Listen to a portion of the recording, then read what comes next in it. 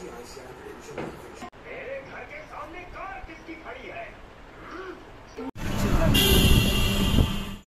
Morning viewers, সবাই কেমন আছো? আশা করছি সবাই ভালো আছো, আমরাও ভালো আছি। আবার একটা আমার নতুন ব্লগে তোমাদের অনেক ওয়েলকাম। চলে এলাম আজকের ব্লগটা নিয়ে।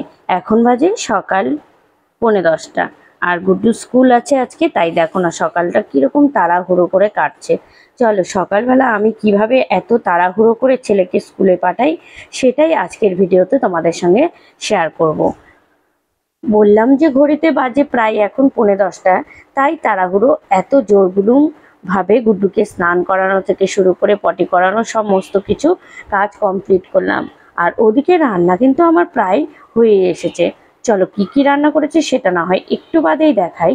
তার আগে গুড্ডুকে এখন আমি গাটা মুছিয়ে দিয়ে তারপরে গুড্ডুকে ড্রেসটা পরিয়ে দেবো। স্কুল ড্রেসটা একটু বাদে পরাবো, কারণ এখনো খাওয়ানো হয়নি।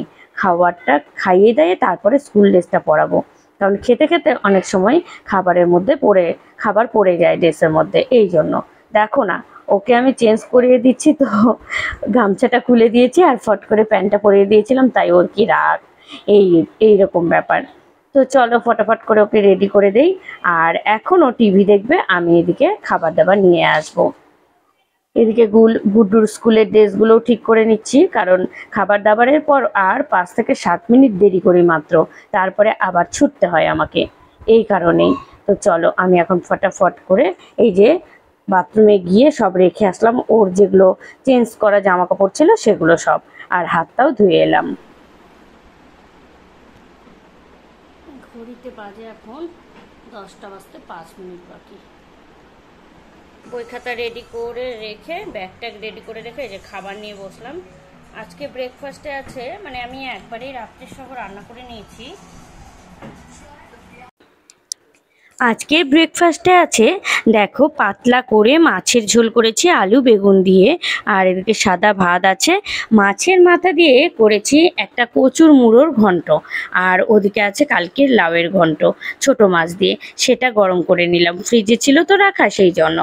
আর এখন চলো খাওয়া দাওয়া করব। আর গুড্ডু ওদিকে কার্টুন দেখছে টিভিতে, কার্টুন দেখতে দেখতে খেয়ে নেবে। চলো তাহলে আমরা খাওয়া দাওয়াটা কমপ্লিট করি।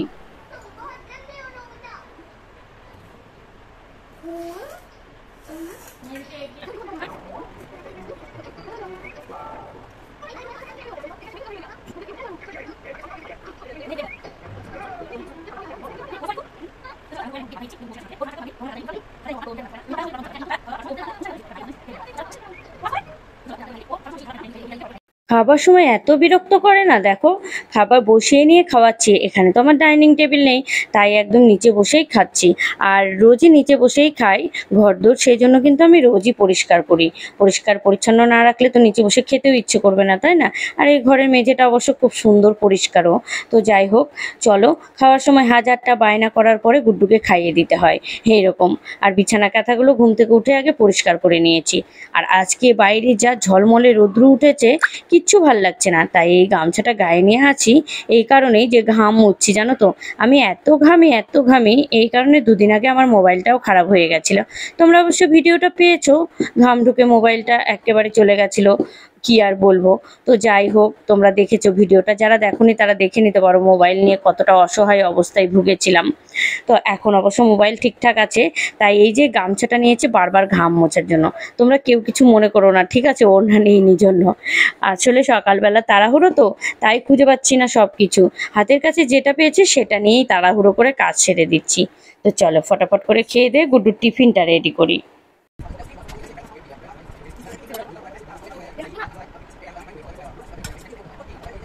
গুড্ডুর টিফিনে এক এক দিন এক একটা দিই। তো আজকে গুড্ডুর জন্য টিফিন দিচ্ছি, রুটি টুটি বানাইনি। আজকে গুড্ডুকে ওই যে টিফিনে দিলাম কেক, দুটো বড় বড় ফালি দিয়েছি কেকের, আর দিয়েছি দুটো বিস্কিট। তো এই গুড্ডুর আজকে টিফিন। এই কেকটা নিয়ে এসেছিলাম, এখানে রাজলক্ষ্মী মিষ্টির ভাণ্ডার ছিল একটা, সেখান থেকে নিয়ে এসেছিলাম। 65 টাকা দাম নিয়েছিল, বাট কেকটা ভীষণ সুন্দর। গুড্ডু বেশ ভালোই খায় কেকটা। ও বললো, আগে একদিন নিয়ে এসেছিলাম, বললো মা বেশ ভালো লাগছে, তুমি আবার নিয়ে এসো। যাই হোক, সকালবেলা আমি একটু তাড়াহুড়োর মধ্যে থাকি, যেহেতু রান্নাবান্না করতে হয়, তার মাঝখানে আবার টিফিন বানানো তো ভীষণ চাপের ব্যাপার। তো তবুও কিছু করার নেই, বানিয়ে তো দিতেই হবে না, না হলে তো না খেয়ে থাকবে। ও তো একদম মুড়ি টুড়ি খেতেই চায় না, মুড়ি বিস্কিট এগুলো দিলে যেরকমকার সেরকমই ঘুরিয়ে নিয়ে আসে, তাই আর ওগুলো দেই না। তো রুটি টুটি বানিয়ে দিতাম, রুটি পরোটা। তো আর এই যে এই কেকটা হয়ে ভালোই হয়েছে, মাঝের মধ্যে এটা দিয়েই পার করে দিই। তো যাই হোক, চলো ওকে তোমাদের সাথে গল্প করতে করতে গুড্ডু রেডি হয়ে গেছে, আর সাথে আমিও রেডি হয়ে গেলাম। চলো তাহলে এবার স্কুলে যাওয়া যাক। হ্যাঁ, চুলটাকে কোনো রকমে ওপরে সেটে সুটে বেঁধে নিয়ে এইবারে আমি এইভাবেই বেরিয়ে পড়বো। দেখো না, গরমের দিনে চুলটা আর কে দেখবে বলো, কাকের বাসার মতো হয়ে গেছে গরমে। তো এইভাবেই বেঁধে রেখে চলো যাওয়া যাক এখন।